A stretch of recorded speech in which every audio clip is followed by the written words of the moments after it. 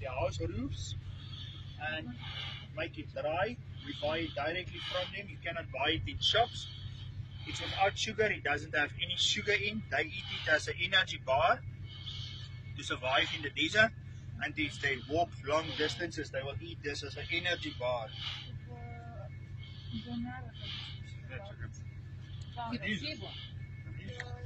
So, this is a red melon, yeah? The juice of the melon. This is from the juice of the melon. So, then, the animals eat the plant to survive because it lives on fresh water. Extra gesnyd. The survival of the fresh water.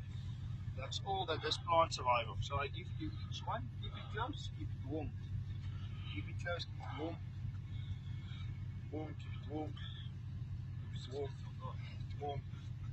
Keep it warm. Just keep it warm. I will show you guys quickly. It has veins. Don't open it. Just keep it warm. It has veins. That's how it collects moisture. It run down to the roots. I will show you guys how the roots look. It looks like big straws. It's hollow inside. This plant roots go 40 meters deep, 60 meters wide to search for fresh water. Now the people in the desert, they eat this to survive because it's full of fresh